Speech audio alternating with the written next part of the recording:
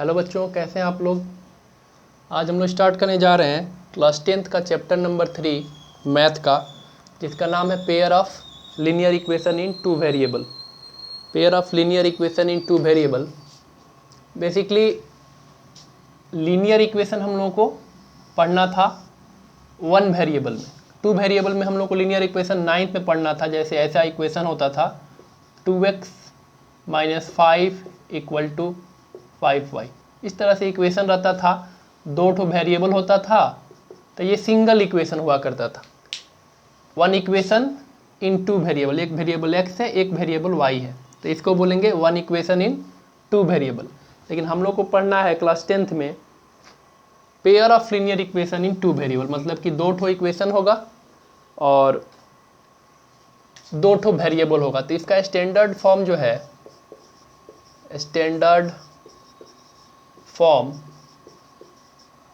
Form जो इसका है वो है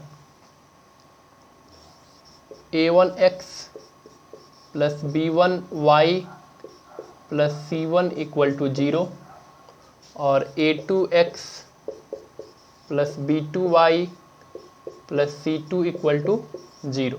ये दो ठो इक्वेशन आपको दिया रहेगा। इसमें x और y आपका है वेरिएबल, ये दो आपका है वेरिएबल। इसी का वैल्यू आपको फाइंड आउट करना रहेगा, निकालना रहेगा, ठीक है। और बाकी जितना चीज़ है a1 b1 a2 b2 c1 c2, ये सब आपका रियल नंबर होगा। ये सब आपका कोई रियल नंबर होगा, ठीक है। और इसमें एक कंडीशन और ऐड होता है, अगर दो इक्वेशन इस फॉर्म में दिया रहे और साथ ही साथ a1² + b1² should not be equal to 0, a2² + b2² should not be equal to 0। ये दोनों इसका स्क्वायर करके और इसका स्क्वायर करके जोड़ने पे 0 के बराबर नहीं होना चाहिए, ठीक है। इसमें भी इसका स्क्वायर और इसका स्क्वायर करके जोड़िएगा तो 0 के बराबर नहीं आएगा, तब उसको हम लोग बोलेंगे कि ये हमारा linear equation in two variable है। तो इसमें ध्यान ये रखना है, कोई भी इक्वेशन आपको दिया रहेगा तो पहले तो इसको स्टैंडर्ड फॉर्म में लिखना रहेगा। स्टैंडर्ड फॉर्म में क्या होता है, RHS में रहना चाहिए 0, बाकी सारा चीज़ रहना चाहिए LHS में। तो स्टैंडर्ड फॉर्म में जब लिखिएगा तो x के साथ जो उसका मल्टीपल रहेगा, x के साथ जो इसका कोफिशिएंट रहेगा, इसको a1 बोलते हैं साइन के साथ, और y के साथ जो रहेगा b1 और कांस्टेंट टर्म को c1। वैसे ही सेकंड इक्वेशन में a2 b2 c2, ठीक है। जैसे कि एग्जांपल हम आपको देते हैं, जैसे दिया हुआ है 5x - y = 0, एक इक्वेशन दिया है, और एक दिया है -y - x = 5, है ना। ये इक्वेशन दिया हुआ है, तो ये तो ऑलरेडी स्टैंडर्ड फॉर्म में है, ये स्टैंडर्ड फॉर्म में नहीं है, तो पहले इसको हम लोग स्टैंडर्ड फॉर्म में लिखेंगे। तो स्टैंडर्ड फॉर्म में लिखेंगे तो क्या हो जाएगा, -x - y - 5 = 0। हम लोग जो RHS में दिया हुआ था इसको LHS में ले गए, RHS में 0 रहना चाहिए, तो ये स्टैंडर्ड फॉर्म हो गया। तो ये मेरा इक्वेशन 1 हो गया और ये मेरा इक्वेशन 2 हो गया। अब अपना ओरिजिनल स्टैंडर्ड फॉर्म हम लोग के पास जो है उससे कंपेयर कर देंगे। इसे कंपेयर करेंगे तो यहाँ x के साथ a1 है, तो यहाँ x के साथ 5 है, तो a1 = हो जाएगा 5। यहाँ y के साथ b1 है, यहाँ y के साथ -1 है, तो b1 = हो जाएगा -1। c1, यहाँ पे c1 है, यहाँ c1 के जगह पे कुछ नहीं है, तो c1 के जगह पे हो जाएगा 0, कुछ नहीं है तो 0। वैसे ही a2 कितना होगा, a2 आपका हो जाएगा इस इक्वेशन में, देखिए a2 मतलब x का कोफिशिएंट सेकेंड इक्वेशन में, तो ये -1। b2 कितना हो जाएगा, b2 आपका हो जाएगा -1, y का कोफिशिएंट कितना है -1, और c2 कितना हो जाएगा, कांस्टेंट टर्म कितना है -5। तो सबसे पहले तो आपको कोफिशिएंट लिखने आना चाहिए। कोई इक्वेशन दिया हुआ है, दो ठो इक्वेशन दिया हुआ है आपको, तो उसको देख के आपको कोफिशिएंट लिखने आना चाहिए। पहला स्टेप में स्टैंडर्ड फॉर्म में लिख लेंगे, जैसे ये दिया हुआ था तो पहले इसको स्टैंडर्ड फॉर्म में लिख लिए, पहले x लिखे फिर y लिखे और कांस्टेंट टर्म को भी लेफ्ट में ले गए, तो स्टैंडर्ड फॉर्म ये हो गया। तो ताकि कंपेयर करने में आराम पड़े, यहाँ x के साथ a1 तो यहाँ x के साथ 5, यहाँ y के साथ b1 तो यहाँ y के साथ -1। तो कंपेयर कर देंगे दोनों इक्वेशन को, स्टैंडर्ड इक्वेशन 1 को और ये गिवन इक्वेशन 1 को, फिर स्टैंडर्ड इक्वेशन 2 को और गिवन इक्वेशन 2 को। तो हमको मिल जाएगा a1 b1 c1 a2 b2 c2। इस तरह से सबसे पहले हम लोग a1 b1 c1 निकालने और a2 b2 c2 निकालने सीखेंगे। ये आप लोगों को क्लियर हो गया होगा। कोई डाउट अगर है तो कमेंट में आप पूछ सकते हैं, ठीक है। तो ये हमारा स्टैंडर्ड फॉर्म है, ये एकदम याद रखना है। कोई भी इक्वेशन दिया रहेगा तो सबसे पहले इस फॉर्म में आपको उसको सजा लेना है, इस फॉर्म में। यही आपका स्टैंडर्ड फॉर्म है, ठीक है। इसको नोट कर लीजिए आप लोग।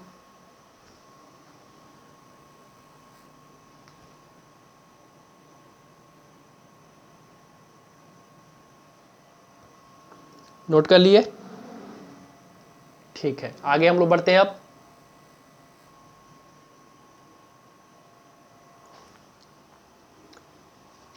इक्वेशन आपको दिया रहेगा स्टैंडर्ड फॉर्म में और इक्वेशन 2 ठो दिया हुआ है, तो इसका सॉल्यूशन निकालने के लिए देता है। सॉल्यूशन का मतलब होता है ऐसा, ये एक लीनियर इक्वेशन है, इसका कुछ ग्राफ इस तरह से होगा, ये भी एक लीनियर इक्वेशन, इसका भी ग्राफ कुछ इस तरह से होगा।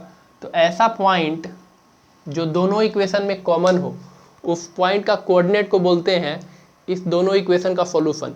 मतलब कि दोनों ऐसा कोई पॉइंट x और y का ऐसा वैल्यू जो इस इक्वेशन में पुट करे तो इसको भी सेटिस्फाई करे। सेटिस्फाई मतलब LHS बराबर RHS आ जाए। अगर इस इक्वेशन में पुट करे तो इसको भी सेटिस्फाई करे, मतलब LHS बराबर RHS आ जाए। तो उस x और y के वैल्यू को बोलेंगे solution of this two equation. इन दोनों इक्वेशन का सॉल्यूशन क्या होगा, x और y का ऐसा वैल्यू जो इसमें पुट करें तो LHS बराबर RHS आ जाए, और इस इक्वेशन में पुट करें तो भी LHS बराबर RHS आ जाए, तो उसको बोलेंगे इस इक्वेशन का सॉल्यूशन।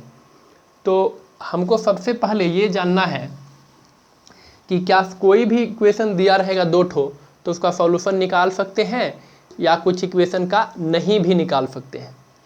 दुनिया का सारा इक्वेशन का हम लोग सॉल्यूशन नहीं निकाल सकते हैं, कुछ खास इक्वेशन का ही हम लोग सॉल्यूशन निकाल सकते हैं। ऐसा नहीं है कि कोई भी 2 इक्वेशन दिया रहेगा तो उसका सॉल्यूशन आप निकाल सकते हैं, ऐसा नहीं है, ठीक है। हम लोग कुछ इक्वेशन का सॉल्यूशन निकाल सकते हैं और कुछ का सॉल्यूशन नहीं निकाल सकते हैं। तो वही जानने के लिए हम लोग के पास एक टेक्निक है। सबसे पहले हमको जानना है कि क्या इस इक्वेशन का सॉल्यूशन निकाल सकते हैं कि नहीं। तो सबसे पहले क्या करना है हमको, केस 1 सबसे पहले हमको निकाल लेना है। सबसे पहले हम लोग को फाइंड आउट कर लेना है, क्या फाइंड आउट करना है, a1 बाई a2, और क्या फाइंड आउट करना है, ये हमको निकाल लेना है। और क्या निकाल लेना है, b1 बाई b2, ये हमको निकाल लेना है। और क्या निकाल लेना है, c1 बाई c2, ये भी हमको निकाल लेना है। यहाँ से a1 का वैल्यू आप लिख सकते हैं, b1 का वैल्यू और c1 का वैल्यू लिख सकते हैं। a1 by a2, b1 by b2 और c1 बाई c2 का रेशियो पहले निकाल लेंगे। तब केस 1 में हम लोग देखेंगे कि अगर if a1 by a2 is not equal to b1 by b2, अगर ऐसा आ गया कि a1 बाई a2 का जो रेशियो निकाले हैं और b1 बाई b2 का जो रेशियो निकाले हैं वो आपस में बराबर नहीं आया, तो इसको हम लोग बोलेंगे, the given equations have unique solution। Unique solution का मतलब हुआ ओनली वन सॉल्यूशन। x और y का एक ही वैल्यू आएगा जिससे कि इसको सेटिस्फाई करेगा, मतलब इस इक्वेशन का सॉल्यूशन निकाल सकते हैं। और जब किसी इक्वेशन का सॉल्यूशन निकाल सकते हैं तो उसको हम लोग बोलेंगे कंसिस्टेंट। उसको हम लोग क्या बोलेंगे, कंसिस्टेंट।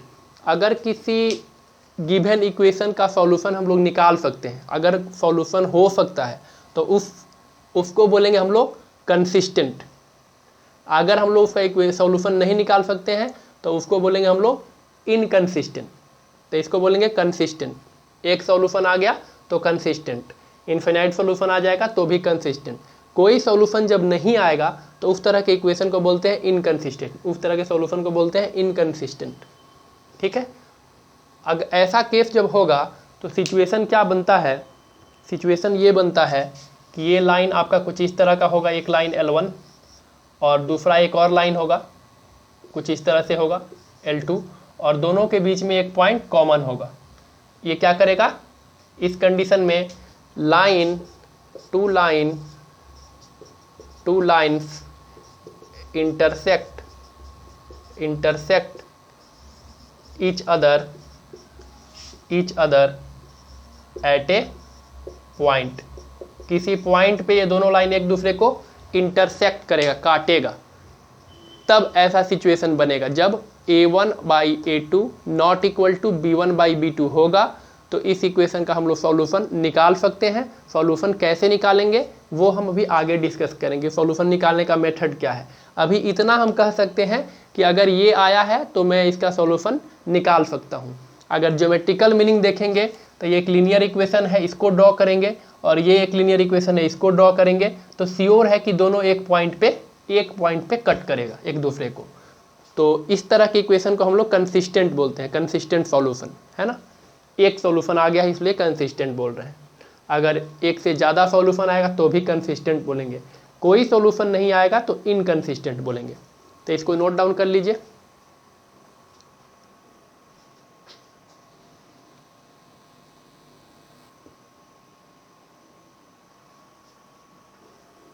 अभी हम लोग जो पढ़े हैं उस पर एक हम लोग क्वेश्चन देखते हैं। पूछ रहा है क्वेश्चन में कि ये आपको इक्वेशन दिया हुआ है तो चेक कीजिए कि इसका कोई सॉल्यूशन होगा कि नहीं, और साथ ही साथ ये चेक कीजिए कि ये जो इक्वेशन है ये कंसिस्टेंट सिस्टम ऑफ इक्वेशन होगा कि नहीं होगा। तो इसको हम लोग सॉल्व करते हैं। सबसे पहले क्या करना है, स्टैंडर्ड फॉर्म में लिख लेना है। तो चूंकि ये ऑलरेडी स्टैंडर्ड फॉर्म में दिया हुआ है, RHS में 0 है मतलब स्टैंडर्ड फॉर्म में है, तो यहाँ से सिर्फ A1 A2 B1 B2 ये सब लिखेंगे। A1 क्या हो जाएगा, x का कोफिशिएंट 1, B1 क्या होता है y का कोफिशिएंट, तो ये हो गया -2, C1 होता है कांस्टेंट टर्म, तो कोई कांस्टेंट टर्म नहीं है तो C1 हो जाएगा 0। ऐसे ही A2 सेकेंड वाले इक्वेशन में x का कोफिशिएंट 3, सेकेंड वाले इक्वेशन में y का कोफिशिएंट को B2 बोलते हैं, ये आपका है 4 +4 है, और C2 हो गया कांस्टेंट टर्म, ये आपका -20 है, साइन के साथ लिखते हैं। ठीक है, अब सबसे पहला काम हमको क्या करना है, A1/A2 निकाल लेना है, तो ये हो जाएगा 1/3, फिर B1/B2 निकाल लेना है, तो ये हो जाएगा आपका -2/4, तो ये आ गया -1/2, और C1/C2 निकाल लेना है, C1/C2 कितना आ जाएगा 0/20 -20, तो ये 0 आ जाएगा। तो यहाँ से देख के क्या पता चला, ये देख के हमको ये पता चला कि A1/A2 है ये बराबर नहीं है B1/B2 के, और जब A1/A2 B1/B2 के बराबर नहीं होता है तो क्या होता है, यूनिक सॉल्यूशन। यूनिक सॉल्यूशन का मतलब only one solution. Unique solution का मतलब हुआ ओनली वन सॉल्यूशन का मतलब हुआ कि इसमें इसको अगर हम लोग सॉल्व करेंगे, सॉल्व करने का मेथड अभी हम बताएंगे, सॉल्व करेंगे तो हमको x और y का यूनिक वैल्यू मिलेगा, जिसको कि पुट करने पे ये दोनों इक्वेशन को सेटिस्फाई करेगा। x और y का एक एक वैल्यू मिलेगा, x का एक वैल्यू और y का एक वैल्यू। और क्या इसे पता चला, और इसे पता चला कि जब किसी इक्वेशन का एक भी सॉल्यूशन मिल जाता है, एक या एक से ज़्यादा, तो उस तरह के सिस्टम ऑफ इक्वेशन को हम लोग कंसिस्टेंट सिस्टम ऑफ इक्वेशन बोलते हैं। तो यहाँ क्या लिख देंगे, it is consistent system of equation, it is consistent system of equations. ठीक है, ये दोनों इक्वेशन कैसा है, कंसिस्टेंट है। क्यों, क्योंकि ये सॉल्यूशन देगा। क्यों देगा, क्योंकि ये इसमें आया है। जब ये आता है तभी हम बताए थे केस 1 में कि अगर ऐसा आएगा मतलब कि उसका यूनिक सॉल्यूशन होगा। फिर C1/C2 निकालने का ज़रूरत भी नहीं है, या इससे कोई मतलब हमको नहीं। अगर ये बराबर नहीं आया तो यहीं पे कंक्लूजन लिख देंगे, ये बात इसके साथ होगा। इसको नोट डाउन कर लीजिए।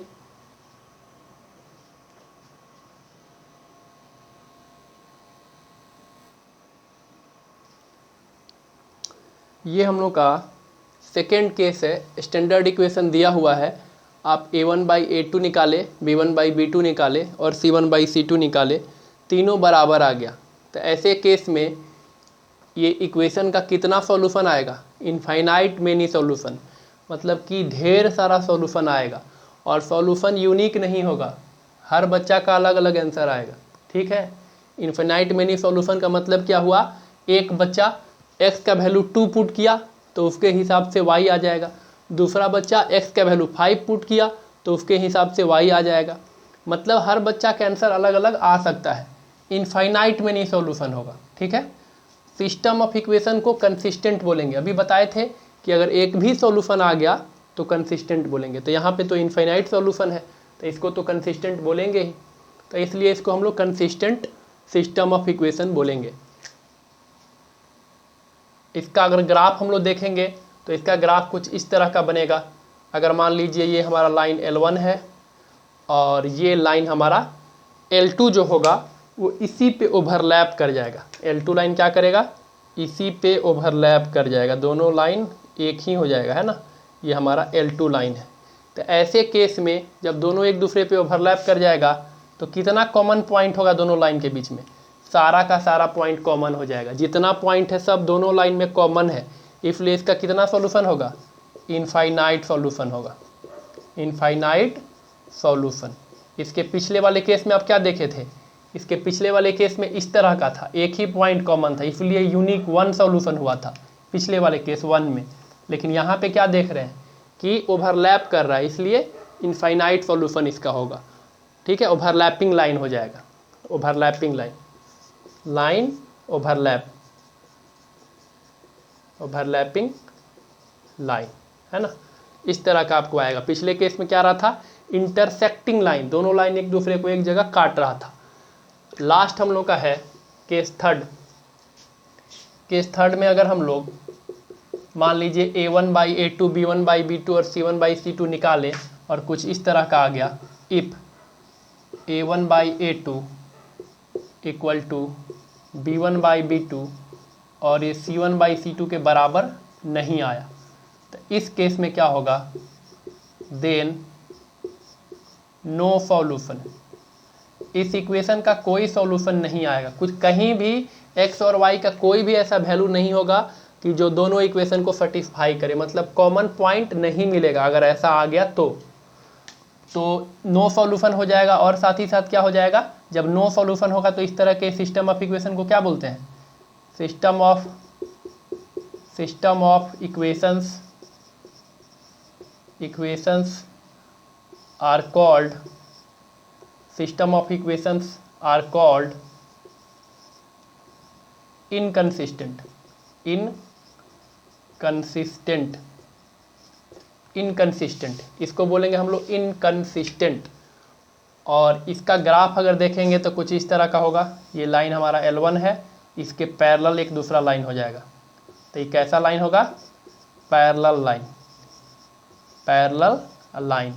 पैरेलल लाइन कहीं एक दूसरे को कट करता है, कहीं कट नहीं करता है, इसीलिए इसका हो जाएगा नो सॉल्यूशन। पैरेलल लाइन होगा इसीलिए नो सॉल्यूशन हो जाएगा। तो ये हम लोग तीनों केस देख लिए। अब हम लोग केस 2 पे और केस 3 पे एक एक प्रॉब्लम देख लेते हैं। ठीक है, केस 2 पे एक प्रॉब्लम देख लेते हैं और केस 3 पे भी एक प्रॉब्लम हम लोग देख लेते हैं।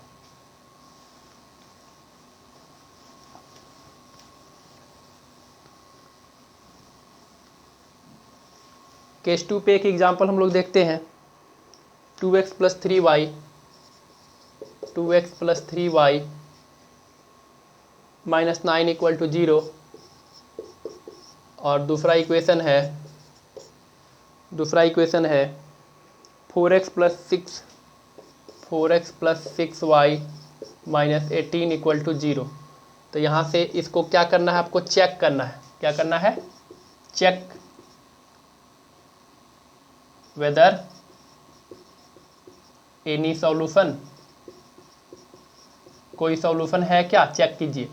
तो लिखेंगे a1 = 2, b1 = 3, a1 = 2, b1 = 3, c1 = -9, c1 = -9। फिर a2 = 4, B2 इक्वल टू 6 और C2 equal to -18। Already standard form में लिखा हुआ है तो कुछ करना नहीं, अगर नहीं लिखा रहा तो सजा लेते। स्टैंडर्ड फॉर्म मतलब RHS में 0 होना चाहिए। तो अब क्या निकाल लेना है हमको, A1/A2 निकालना है। कितना आएगा 2/4, यह आ गया 1/2। फिर निकालना है B1/B2, ये कितना आएगा 3/6, ये आ गया 1/2। फिर क्या निकालना है C1/C2 निकालना है, ये आ जाएगा -9/-18, तो ये आ जाएगा 1/2। तो क्या आ गया A1/A2 बराबर आ गया B1/P2 बराबर आ गया C1/C2। तो इसलिए इसका कितना सॉल्यूशन होगा, इनफाइनाइट सॉल्यूशन, इनफाइनाइट सॉल्यूशन होगा। और इसको बोलेंगे consistent, consistent system of equations. Equation को बोलेंगे कि ये दोनों equation consistent system of equation है, क्योंकि ये सॉल्यूशन दे रहा है, सिस्टम ऑफ इक्वेशंस। ठीक है, तो कंक्लूजन हम लोग निकाल लिए इसको देख के, बिना क्वेश्चन को बनाए हम लोग जान गए कि इसको हम लोग सॉल्व करेंगे तो आंसर मिलेगा, है ना। बिना क्वेश्चन को बनाए ही हम ये कंक्लूजन निकाल लिए। नेक्स्ट है, इस पर एक एग्जांपल हम लोग देख लेते हैं केस 3 पे।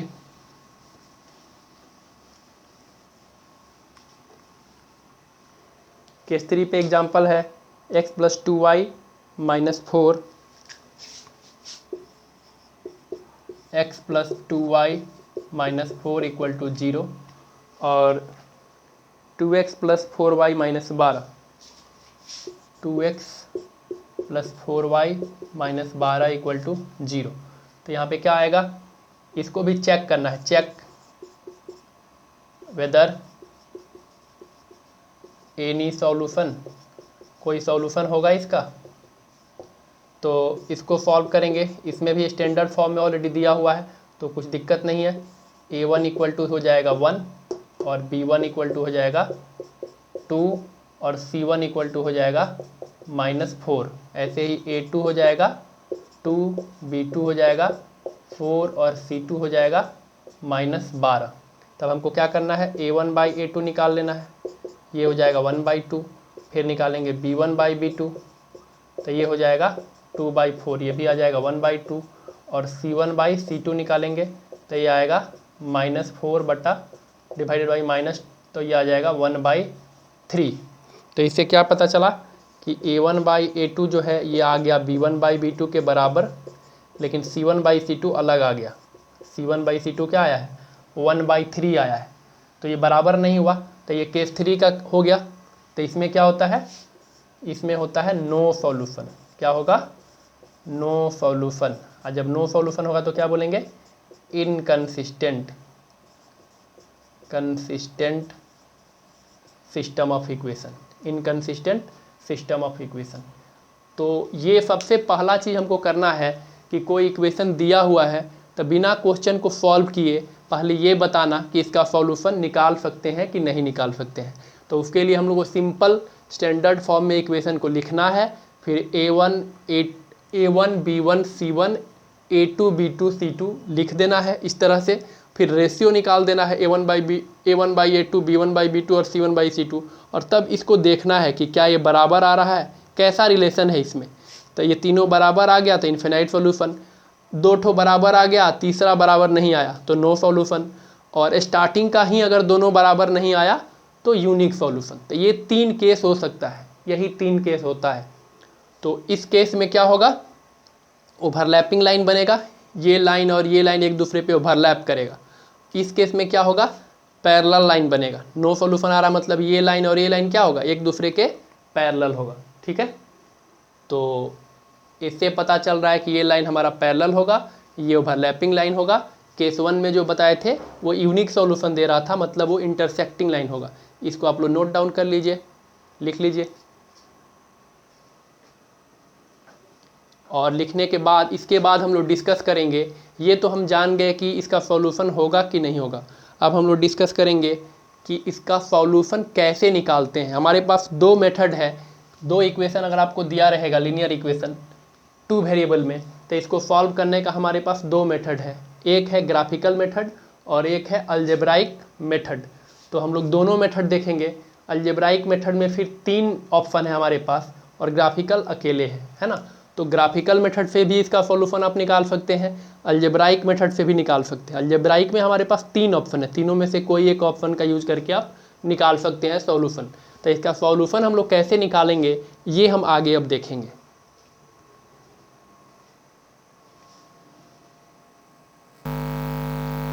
तो हम लोग अब देखने जा रहे हैं कि इक्वेशन अगर हमको दिया रहेगा, 2 इक्वेशन दिया रहेगा, तो उसको हम लोग सॉल्व कैसे करते हैं। 2 इक्वेशन हमको लीनियर इक्वेशन इनटू वेरिएबल दिया हुआ है, तो हमको क्या करना है, उस इक्वेशन का सॉल्यूशन निकालना है। कौन से मेथड से, ग्राफिकल मेथड से, और ग्राफिकल सॉल्यूशन हमको निकालना है।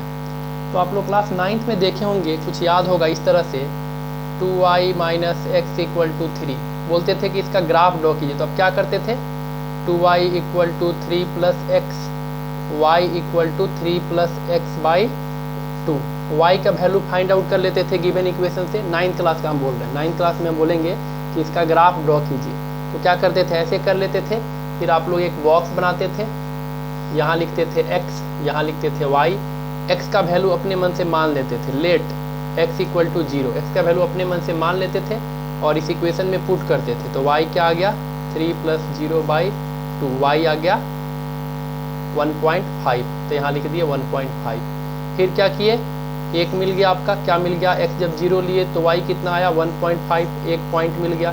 फिर क्या किए, लेट x इक्वल टू 1, कुछ भी ले सकते हैं अपने मन से। तो y क्या आ जाएगा, यहाँ पुट करेंगे तो ये आ जाएगा 3 प्लस 1 बाई 2, तो ये आ गया 2। तो x जब 1 लिए तो y आ गया 2, तो एक पॉइंट मिल गया आपको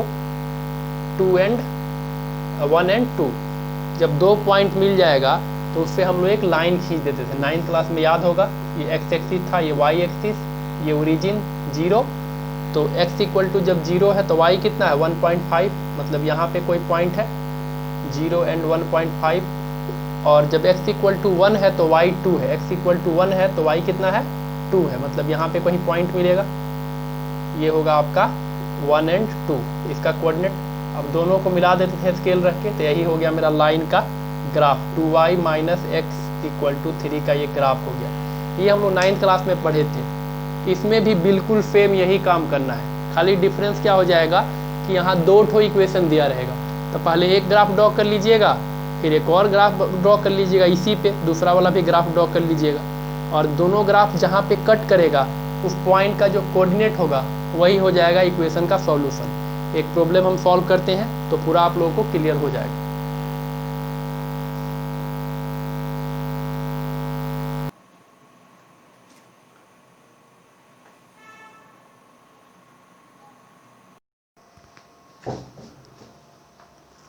तो हमको एक प्रॉब्लम लेते हैं, ग्राफिकल सॉल्यूशन कैसे निकालते हैं उसको बताने के लिए हम एक प्रॉब्लम लेते हैं, तो हम लोग को पूरा क्लियर हो जाएगा कि ग्राफिकल मेथड से कैसे हम लोग लीनियर इक्वेशन का सॉल्यूशन निकालते हैं, पेयर ऑफ लीनियर इक्वेशन का।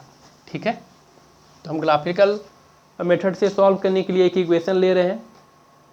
इक्वेशन आपको दिया हुआ है, क्वेश्चन एक दिया हुआ है, क्वेश्चन दिया हुआ है x plus 3y, x plus 3y equal to x plus 3y equal to 6, ये आपका इक्वेशन 1 है। और दिया हुआ है 2x minus 3y equal to 12, 2x minus 3y equal to 12, ये इक्वेशन नंबर 2 है। कह रहा है कि find the solution bye graphical method. Graphical method से सॉल्यूशन निकालने जब बोलेगा तो आपको एक दिया रहेगा ग्राफ पेपर, उसी में आप एक्स एक्सिस वाई एक्सिस बना के और पेंसिल से ग्राफ ड्रॉ कर दीजिएगा। जहाँ पे आपका दोनों लाइन इंटरसेक्ट करेगा उस पॉइंट का कोऑर्डिनेट आपका आंसर हो जाएगा। जैसे इसको हम बना के दिखा रहे हैं, हम क्या करेंगे, पहले लिखेंगे फ्रॉम इक्वेशन 1, यहाँ लिखेंगे x plus 3y equal to 6, तो y इक्वल टू क्या हो जाएगा 6 माइनस एक्स डिवाइडेड बाई 3। यहाँ से y निकाल लिए तो y इक्वल टू क्या हो जाएगा 6 माइनस एक्स डिवाइडेड बाई 3। अब हम लोग क्या करेंगे, एक बॉक्स बना लेंगे। ये बॉक्स बना लिए, x का वैल्यू अपने मन से रखेंगे और y का वैल्यू फाइंड आउट करेंगे। तो x का वैल्यू हम मान लीजिए रख दिए 0, लेट x इक्वल टू 0। तो y कितना आ जाएगा, y इक्वल टू 6 प्लस 0/3, 2 आ जाएगा। तो पॉइंट क्या मिल गया, पॉइंट मिल गया 0 एंड 2। फिर क्या करेंगे, 1 हो गया। फिर क्या करेंगे, लेट, 2 पॉइंट चाहिए ना स्ट्रेट लाइन ड्रॉ करने के लिए, इसलिए 2 पॉइंट लेंगे।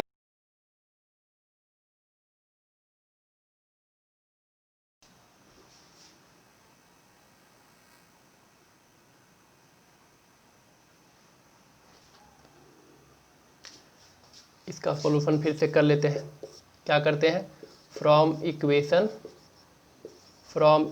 1 क्या हो जाएगा, y equal to 6 minus x/3।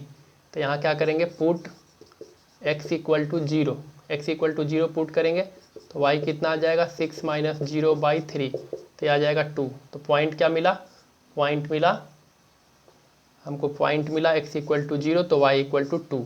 फिर क्या करेंगे, put x equal to put कर देते हैं 3, x इक्वल टू 3 पुट कर देंगे तो y कितना आ जाएगा, 6 माइनस 3/3, ये आ जाएगा 1।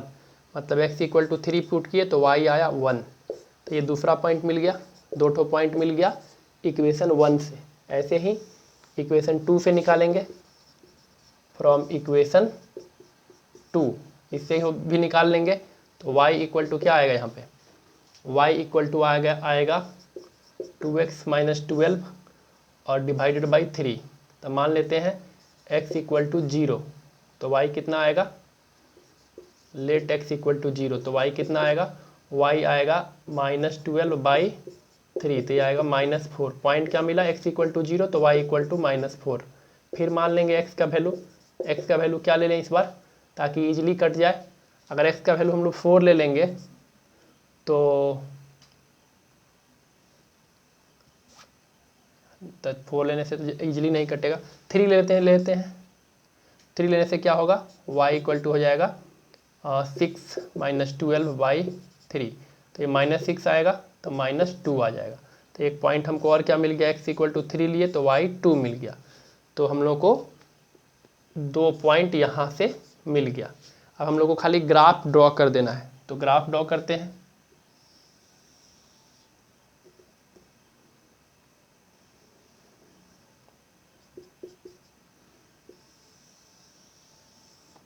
ग्राफ हम लोग ड्रॉ कर लेते हैं। ग्राफ ड्रॉ करना बहुत ही इजी है। हम लोग क्या करेंगे, ग्राफ के लिए हम लोग एक लाइन खींच लिए, x एक्सिस और y एक्सिस।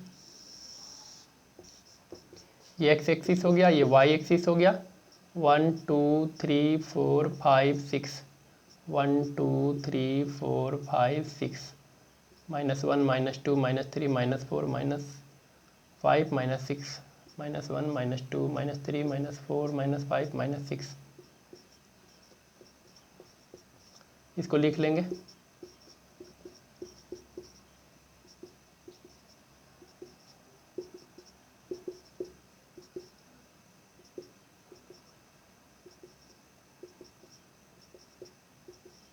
अब क्या है, अब पॉइंट को प्लॉट कर देना है। इस इक्वेशन में जो पॉइंट आया है वो क्या क्या आया है देखिए, x जब 0 है तो y 2 है, x जब 0 है तो y 2 है। एक पॉइंट यहाँ मिला, ठीक है, एक पॉइंट यहाँ मिला। और जब x का वैल्यू 3 है तो y 1 है। x का वैल्यू जब 3 है तो y, x का वैल्यू 3 तो y 1 है, x का वैल्यू 3 तो y 1 है। यहाँ पे पॉइंट मिलेगा, ठीक है। तो इससे हम लोग दोनों पॉइंट को मिलाएंगे तो हम लोग क्या मिलेगा, एक लाइन मिल जाएगा। इन दोनों पॉइंट को जब हम लोग मिलाएंगे तो हमको एक लाइन मिलेगा। ये लाइन हमको मिल गया, दोनों को मिलाए तो एक लाइन मिल गया। अब वैसे ही एक और हम लोग खींचेंगे, कौन सा, ये वाला, x इक्वल टू 0 है तो y -4, x इक्वल टू 0 तो y -4, ये वाला पॉइंट हो जाएगा। x इक्वल टू 3 है तो y 2 है, x इक्वल टू 3 तो y कितना है, 2 है।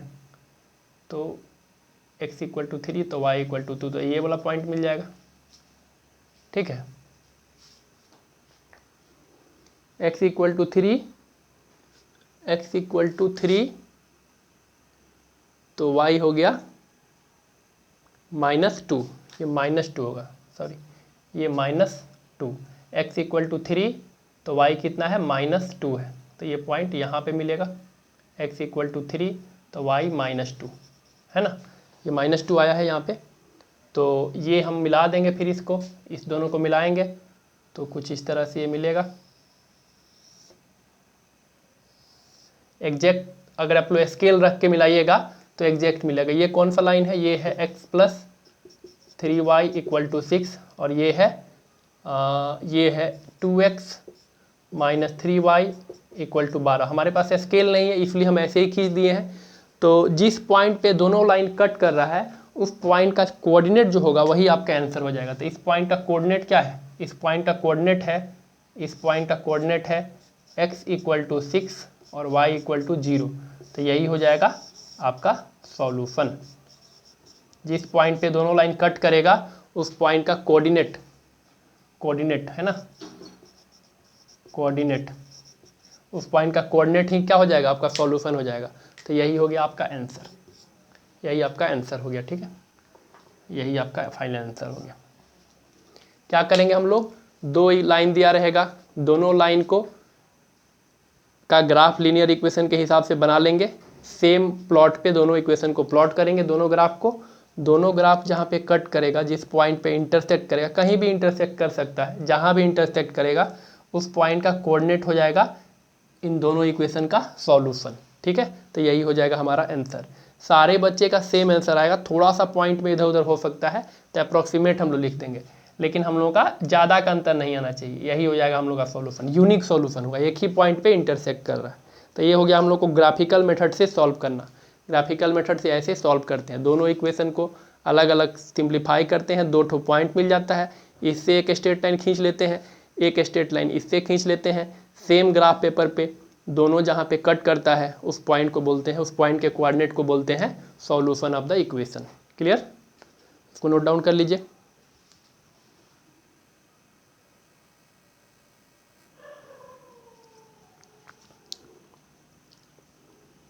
अगला मेथड हम लोग देखने जा रहे हैं जिसका नाम है अलजेब्राइक मेथड। अलजेब्राइक मेथड पहले इसके हम लोग देखे थे ग्राफिकल सॉल्यूशन की। ग्राफिकल मेथड से हम लोग अगर पेयर ऑफ लीनियर इक्वेशन दिया हुआ है तो उसका सॉल्यूशन कैसे निकालेंगे, ये हमारा अलजेब्राइक मेथड। इसमें हम लोग ग्राफ नहीं बनाएंगे, बिना ग्राफ बनाए ही हम लोग सॉल्यूशन निकालेंगे। तो बेसिकली ये तीन तरह से होता है, इसका तीन वेराइटी है, मतलब इसके अंदर हमारा तीन मेथड आता है, कोई भी आप एक यूज करके बना सकते हैं। पहला हम लोग का है सब्स्टिट्यूशन मेथड, पहला हम लोग का है सब्स्टिट्यूशन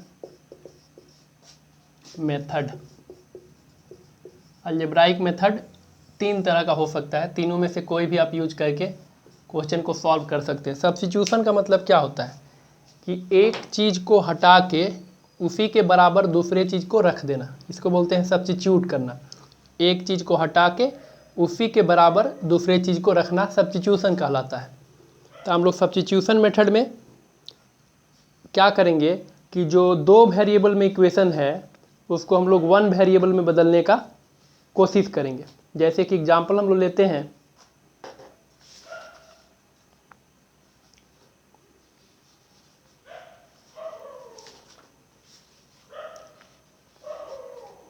एक एग्जांपल हम लोग लेते हैं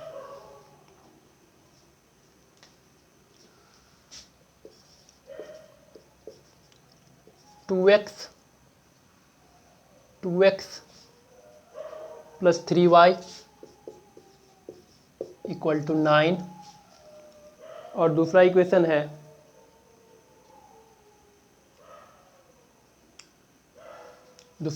है x minus y equal to 6। ये इक्वेशन आपको दिया हुआ है और बोल रहा है कि find the solution bye substitution method. Substitution method से इसको बनाइए। तो सब्स्टिट्यूशन मेथड में हम लोग क्या करते हैं, आपके पास दो इक्वेशन है, तो इस दोनों में से किसी एक इक्वेशन का यूज करके वेरिएबल का वैल्यू फाइंड आउट कर लेंगे। मान लेते हैं हम फ्रॉम इक्वेशन 2 लिखते हैं y equal to 6, y equal to कितना हो जाएगा x माइनस 6। हम इक्वेशन 2 से हम लोग इसमें क्या करते हैं कि दोनों इक्वेशन में से किसी एक इक्वेशन का यूज करके एक वेरिएबल का वैल्यू निकालते हैं और उसको दूसरे इक्वेशन में पुट करते हैं। इससे अगर x का वैल्यू निकालेंगे तो इसमें पुट करेंगे, इससे x का वैल्यू निकालेंगे तो इसमें पुट करेंगे, या इससे y का वैल्यू निकाल के इसमें पुट कर देंगे, या इससे y का वैल्यू निकाल के इसमें पुट कर देंगे। मतलब किसी एक इक्वेशन का यूज करके x या y का वैल्यू निकालना है, दूसरे वाले में पुट करना है, या दूसरे से निकालना है तो पहले वाले में पुट करना है। तो हम दूसरे इक्वेशन से y का वैल्यू निकाले हैं और इसको किस में पुट कर देंगे, पुट इन इक्वेशन 1। इक्वेशन 2 से वैल्यू निकाले और 1 में पुट कर देंगे तो क्या हो जाएगा 2x प्लस, हम क्या चाह रहे हैं कि पूरा इक्वेशन हमारा x में आ जाए ताकि इसको हम सॉल्व कर सकें। यहाँ y है तो y को हम लोग x के टर्म में लिखना चाहते हैं, इसीलिए यहाँ से हम y की जगह पे क्या पुट कर देंगे, y के जगह पे उसी के बराबर ये पुट कर देंगे। सब्स्टिट्यूट का मतलब ये हटा के ये वहाँ रख दिए, सब्स्टिट्यूट कर देना, तो ये हो जाएगा खाली y के जगह पे हम ये पुट कर दिए, x माइनस 6 पुट कर दिए। तो इसको बोलते हैं सब्स्टिट्यूशन मेथड। सब्स्टिट्यूशन मेथड में क्या करते हैं, एक इक्वेशन से वेरिएबल का वैल्यू निकालते हैं और उसको लेके दूसरे वाले इक्वेशन में पुट कर देते हैं। ठीक है, जिस इक्वेशन से निकालेंगे उसके अलावा जो बचा हुआ है उसमें पुट कर देंगे। तो यहाँ से हम निकाले, आप चाहते तो यहाँ x भी निकाल लेते, यहाँ से x निकाल के यहाँ पुट कर देते तो भी काम बन जाता। तो x या y कुछ भी हम लोग निकाल सकते हैं और पुट कर सकते हैं। तो ये इक्वेशन क्या हो गया, अब इससे फ़ायदा क्या हुआ, देखिए ये बदल गया हमारा 1 वेरिएबल में, पहले 2 वेरिएबल में था ना, अब 1 वेरिएबल में बदल गया। तो 1 वेरिएबल में बदल गया तो ईजिली सॉल्व हो जाएगा। तो ये हो जाएगा 27। तो x इक्वल टू क्या आ जाएगा 27/5। एक वैल्यू निकल गया x का, इस वैल्यू को यहाँ पुट कर देंगे। इसको क्या करेंगे, पुट इन इक्वेशन 3। तो इसे क्या निकल जाएगा, y भी निकल जाएगा। y इक्वल टू हो जाएगा x के जगह पे क्या लिख देंगे, x के जगह पे लिख देंगे 27/5 माइनस 6, LCM हो जाएगा 5, 27 माइनस 30 माइनस 3/5। तो y कितना आ गया -3/5। तो आंसर क्या हो गया, आंसर हो गया x equal to 27/5, y equal to -3/5। यही हो गया मेरा सॉल्यूशन। यही मेरा सॉल्यूशन नहीं क्या। तो सब्स्टिट्यूशन मेथड में क्या करते हैं, एक इक्वेशन से वेरिएबल का वैल्यू निकालते हैं और उसको दूसरे इक्वेशन में पुट कर देते हैं। तो उससे फ़ायदा क्या होता है, ये जो 2 वेरिएबल में है ये बदल जाता है 1 वेरिएबल में। तो 1 वेरिएबल में बदल जाएगा तो 1 वेरिएबल लीनियर इक्वेशन आराम से सॉल्व हो जाता है, आंसर आ जाता है। पहले देखिए 2x + 3y था, अब क्या हो गया 2x + 3 × x - 6 हो गया। y के जगह पे इक्वेशन 2 से ये वैल्यू हम लोग पुट कर दिए। ठीक है, इसको नोट कर लीजिए।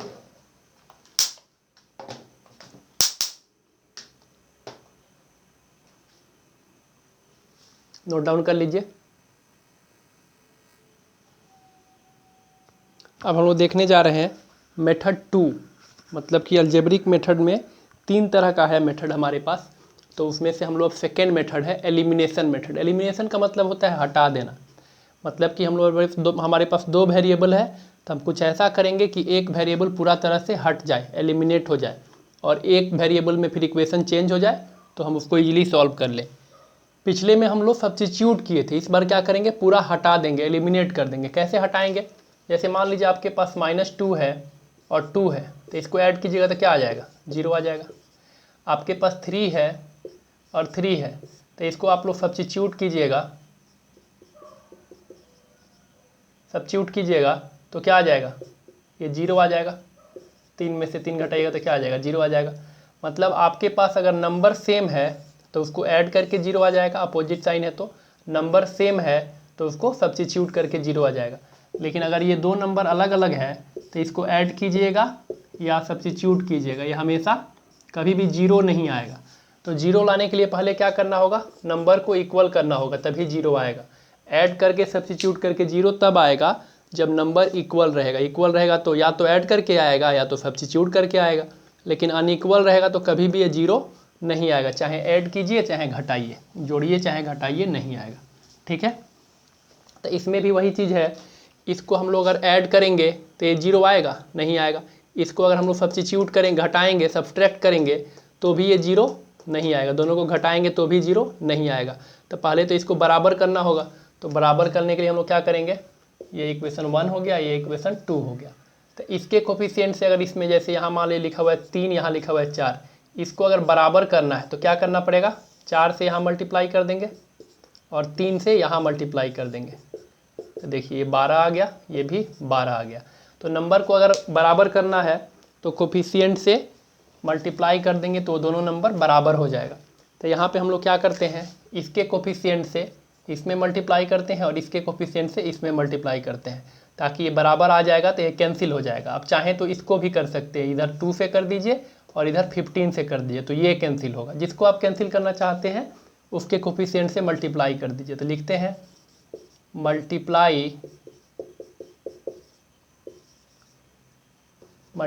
By 1 in equation 1 both side, दोनों साइड 1 से मल्टीप्लाई करने पे क्या हो जाएगा 7x, 1 से मल्टीप्लाई कर दिए इस इक्वेशन को, -15 y इक्वल टू 2, तो मल्टीप्लाई करने के बाद आ जाएगा 7x -15y इक्वल टू 2, और इस इक्वेशन को मल्टीप्लाई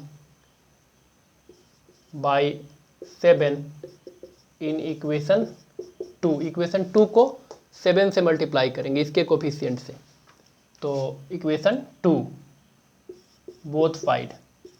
साइन का कोई दिक्कत नहीं है, साइन कोई प्लस माइनस लीजिएगा उससे कोई दिक्कत नहीं है, लेकिन हम लोग अगर माइनस में साइन है तो माइनस से करते हैं, जनरली प्लस में साइन रहता है तो प्लस से करते हैं, ऐसा कोई ज़रूरी नहीं है, लेकिन बोथ साइड। तो यहाँ पे 7 से हम लोग को मल्टीप्लाई करना होगा अपने इक्वेशन 2 को,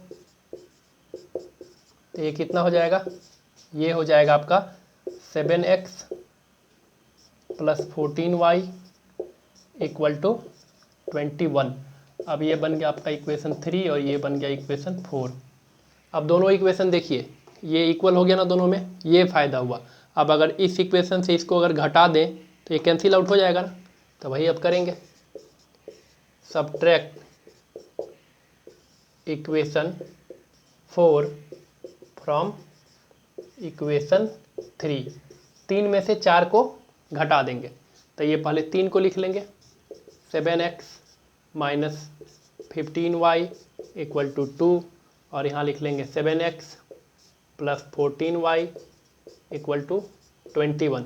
घटाना है इसको तो इसका साइन क्या हो जाएगा, चेंज हो जाएगा, यहाँ प्लस है तो माइनस हो जाएगा, यहाँ प्लस है तो माइनस हो जाएगा, यहाँ पे भी माइनस हो जाएगा, तो ये कैंसिल आउट हो गया, ये प्लस और ये माइनस, ये माइनस और ये माइनस तो दोनों ऐड हो जाएगा, तो ये हो जाएगा 29y, और ये कितना हो जाएगा, इसमें से ये घट जाएगा तो ये कितना हो जाएगा -19। तो यहाँ से y इक्वल टू कितना निकल गया, y इक्वल टू निकल गया 19/29। एक वैल्यू आपको मिल गया। अब इस वैल्यू को आप इस इक्वेशन में पुट कर दिए, किसी भी एक इक्वेशन में पुट कर दीजिए, put this value in equation 1। Equation 1 में हम पुट कर दे रहे हैं, तो 7x -15y के जगह पे पुट कर देंगे 19/29 इक्वल टू 2। ठीक है, तो यहाँ से क्या आ जाएगा, 7x इक्वल टू 2 प्लस ये आपका 15 × 19 डिवाइडेड बाई 29, इसको सिंप्लीफाई करेंगे तो ये आ जाएगा 58 प्लस ये आ जाएगा आपका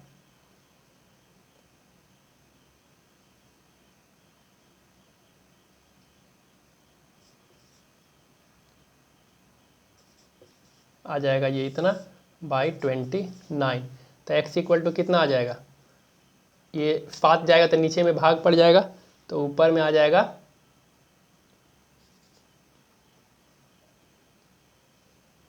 8 और ये डिवाइड में हो जाएगा 29 7।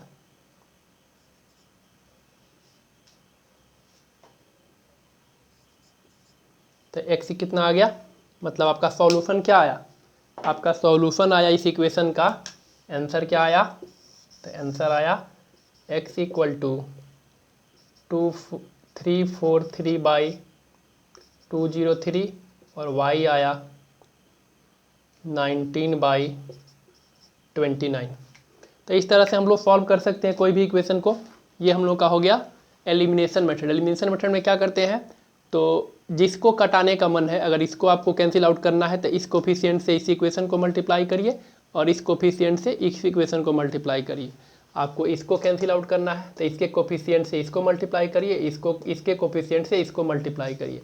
मल्टीप्लाई करने के बाद जो इक्वेशन बनेगा उसको देखिए कि ये जोड़ना पड़ेगा कि घटाना पड़ेगा। तो ये घटाने से काम बनेगा, क्योंकि जोड़िएगा तो ये 7 7 14 हो जाएगा, घटाइएगा तो 7 में से 7 गया 0। तो इस इक्वेशन से इसको माइनस कर देंगे। तो वही माइनस किए, माइनस करने में क्या होता है, साइन चेंज हो जाता है। यहाँ अगर माइनस रहता तो यहाँ प्लस हो जाता, यहाँ प्लस है तो माइनस हो गया, प्लस है तो माइनस हो गया, प्लस है तो माइनस हो गया। घटाने पे साइन चेंज कर जाता है। उसके बाद सिंप्लीफाई कर देंगे तो यहाँ से एक वैल्यू निकल जाएगा। जो वैल्यू निकलेगा उसको किसी भी इक्वेशन में, दोनों में से किसी में भी पुट कीजिएगा तो आपका दूसरा वेरिएबल का वैल्यू निकल जाएगा। तो इस तरह से आपका क्वेश्चन सॉल्व हो जाएगा। इसको नोट कर लीजिए, ये हम लोग का था एलिमिनेशन मेथड। वीडियो के लास्ट में हम लोग बताएंगे कि आखिर कहाँ पे कौन सा मेथड अप्लाई करना ठीक रहता है, कहाँ पे कौन सा मेथड अप्लाई करेंगे तो क्वेश्चन ईजिली बनेगा। ये हम लोग लास्ट में डिस्कस करेंगे। ये सेकेंड मेथड है, इसको आप लोग नोट कर लीजिए।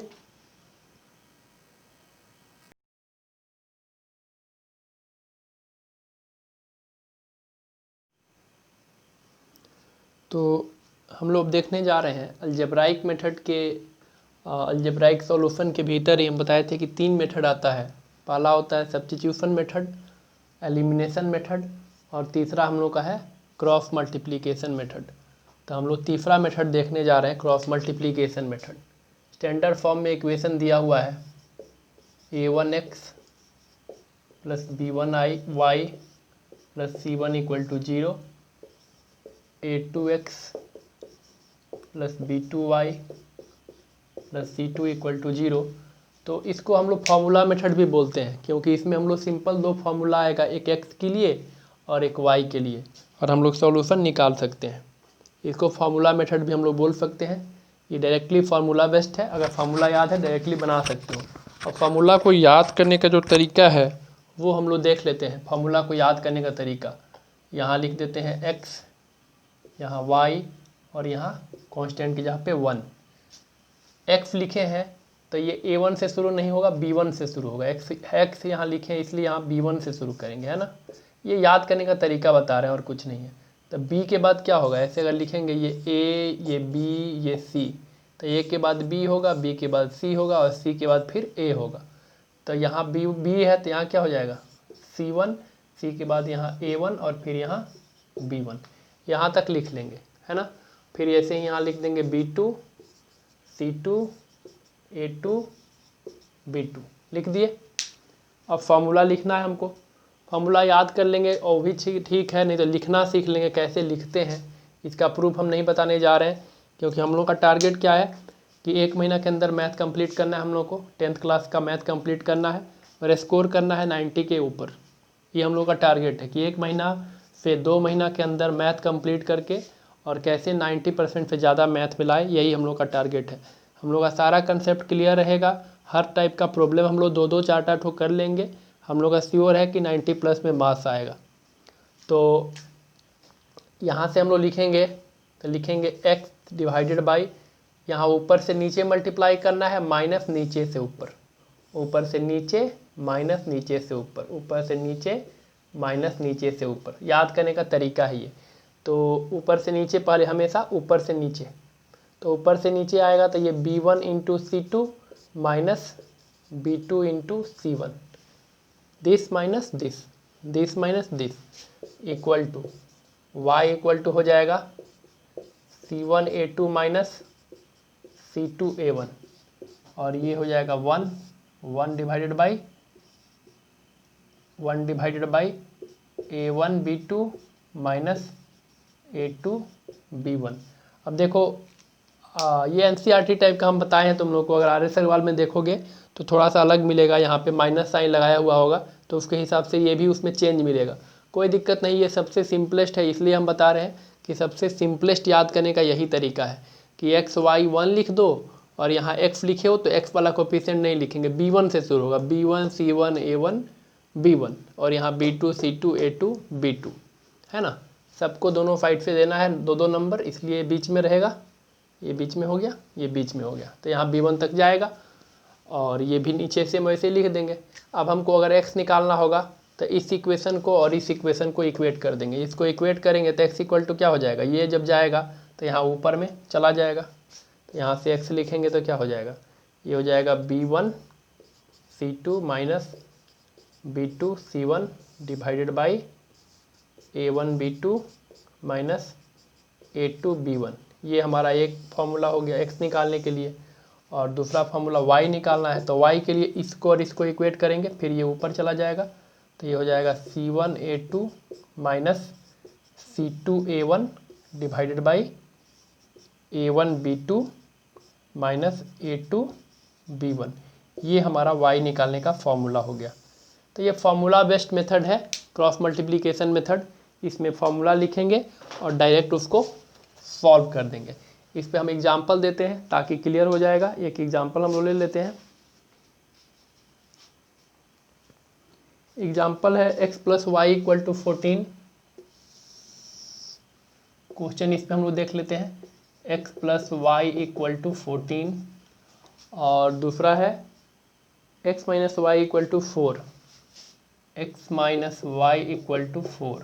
ये दिया हुआ है, find the solution by cross multiplication method. Cross multiplication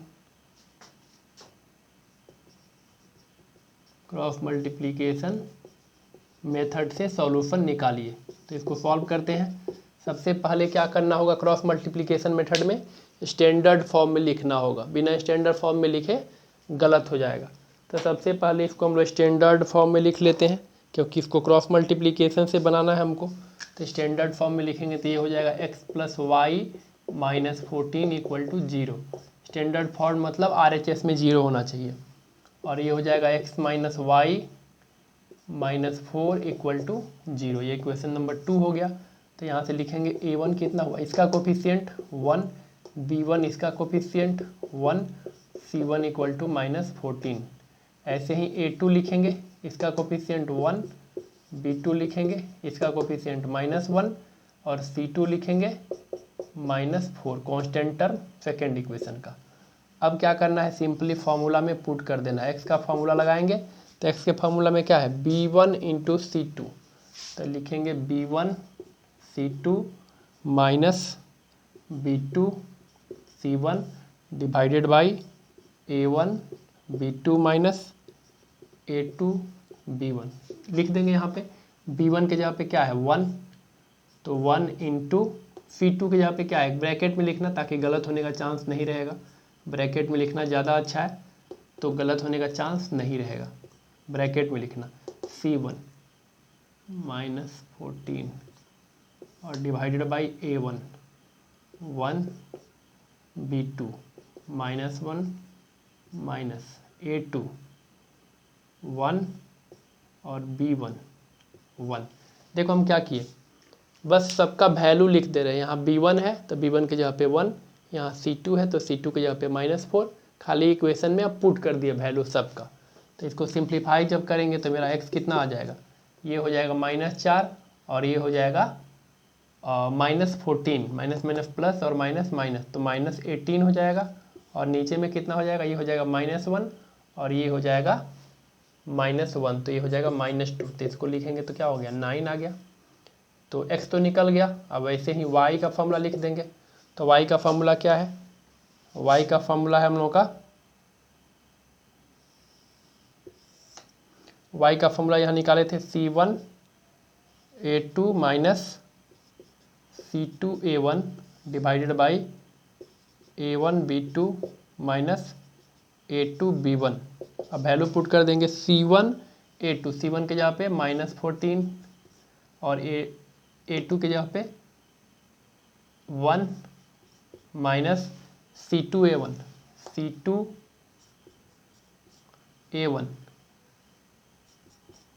divided by A1B2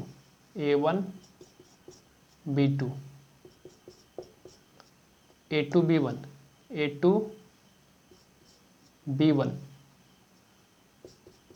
तो ये आ जाएगा y इक्वल टू, इसको सिंप्लीफाई करेंगे तो 14 + 4 तो ये हो जाएगा -10 और ये हो जाएगा -1 और -1 तो ये हो जाएगा -2 तो ये हो जाएगा 5।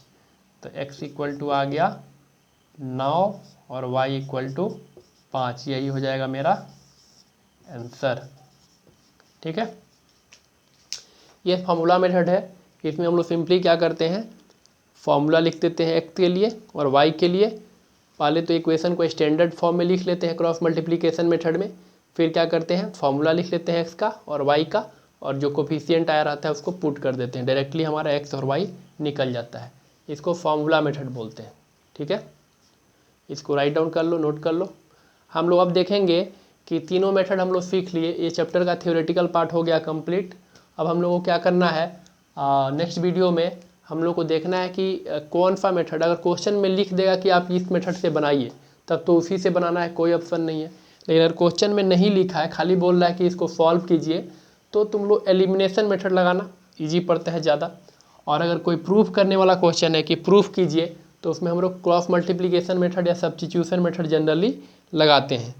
तो इस पे हम लोग कुछ प्रॉब्लम देखेंगे अगले क्लास में। उसके बाद से हम लोग कुछ लैंग्वेज बेस्ड प्रॉब्लम देखेंगे और हम लोग का चैप्टर कंप्लीट हो जाएगा। मतलब हम लोग का टारगेट क्या है कि एक चैप्टर को 2 घंटे में फिर 2.5 घंटे में कंप्लीट करना। मतलब हम लोग का टारगेट है कि हम लोग को 1.5 महीना में पूरा मैथ कंप्लीट करना है।